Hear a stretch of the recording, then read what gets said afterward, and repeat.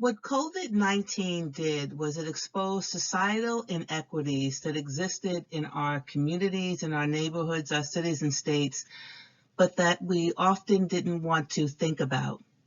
My name is Linda Garrett-Johnson, and I am the owner and principal consultant for The Word Applied Incorporated.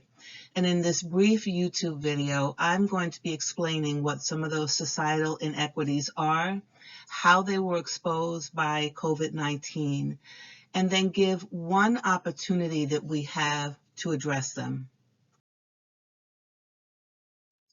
COVID-19 exposed societal inequities that I believe we all knew existed, but we didn't really think about them in our day-to-day life. What I mean by that is it exposed the employment status, people who were able to work from home versus people who had to continue to work in order to earn a living and were in member or customer-facing jobs.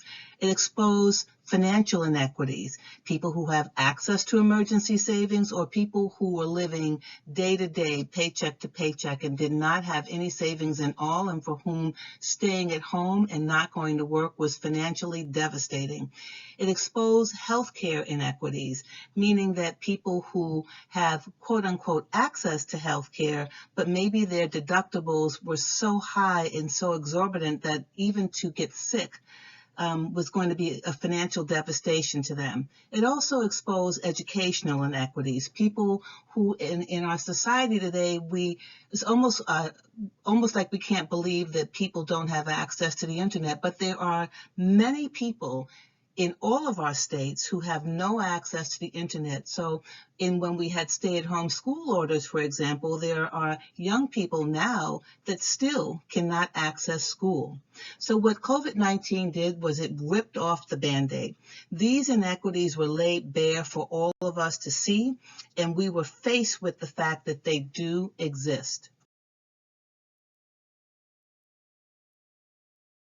So almost daily, you hear us in the news or people talking about essential workers or critical workers. And while the list that I have here is not an exhaustive list, it is one that we have been forced to magnify with laser focus on who is really essential. And what do we notice about this list? Well, we notice that this list is not the people that we were typically talking about as essential workers. So example, healthcare providers. We know that healthcare providers are essential, but we are now starting to talk about the people who clean the hospital, who wash and clean the patients. We're also thinking about grocery store workers, people who stock the shelves and who work at the checkout counter as being essential. We're talking about school district staff, like people who drive the buses because they deliver food to families now who have to stay at home and are no longer able to, maybe their children are no longer able to get a meal from school. We're also looking at, and I'm not going to go through the entire list, but we're also talking about people in the food and agriculture industry as essential workers. We have never really talked about the people who cut up, package, and produce the meats and fish and groceries that we eat and that we want to see on the grocery store shelves. We don't really talk about those workers before, but now we're seeing them as essential workers, as we who are able to stay at home, as all of us stay at home, as some of us work from home.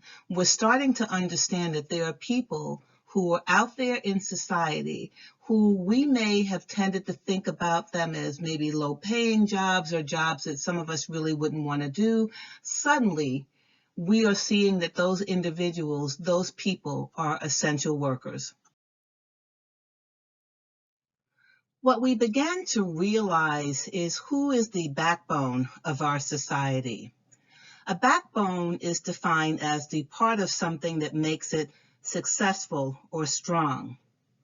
And the definition that I put together of an essential worker is, essential workers are the backbone of community, ensuring that it has what it needs for its essential day-to-day living.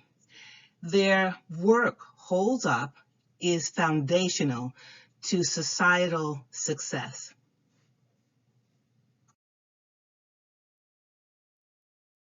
So as COVID-19 exposed to us, laid bare the societal inequities that we have in terms of people who are considered to be essential workers and the lack of access to a variety of different things that people have, it also made us think about what do we need to do about that? How can we fix this in our society? How can we make this right?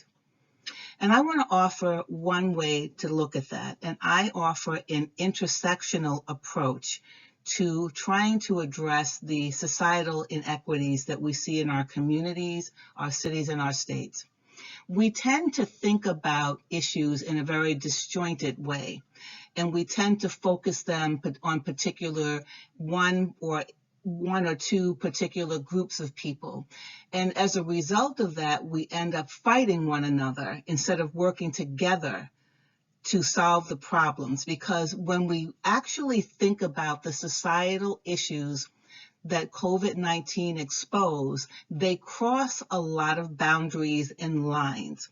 There are still some issues that are specific to a particular gender or a particular race, but there are many more societal issues that cross those lines. And so I suggest that we start to try to look at those issues, problems to be addressed, the areas of need, the people impacted, in an intersectional way, so that when we are looking at legislative or policy agendas, that we look at those legislative or policy agendas in an intersectional way, looking at where do the issues intersect, so that when we create a solution, we have a comprehensive solution, not a disjointed solution. So in closing, we have an opportunity. We have an opportunity to try to get this right now. We have an opportunity. This is our reset button. It's our reset time. Because what COVID-19 did was the great equalizer. COVID-19 exposed our societal inequities, but all is not lost. We can do something about it. I suggest that we do not approach what we do in a disjointed way, where everyone is looking out for themselves, groups of people are against each other, it's us four and no more, because the result in that is policies that address symptoms, not the real problem or issues, and it encourages people fighting for a small slice of the pie. Versus if we look at things in an interconnected or an intersectional way, that we strive to see the effects of multiple forms of disenfranchisement on the collective whole. And then we define policy that gets to the root cause, not just the symptom of the policy issues. I am a certified Lean Six Sigma Black Belt, process improvement and organizational development consultant with 25 years of experience. I'm a mother, grandmother, and great-grandmother, a fur mommy to Foxy, and a fun fact about me is I am the owner of Gima Gear, a clothing line for women who are definitely not grandma as usual. So as you think about what you've heard today, I hope that you will join me in this movement that we're calling e416 Huddles. I also want to encourage you to check out my website, which is www.applytheword.com. There's other resources and information out there as well. And also, if you want to connect with me personally, there's my email address, which is connect@applytheword.com. And don't forget to share my YouTube channel. Don't forget to like the content that you see on it. And please also subscribe to the YouTube channel. That's really important.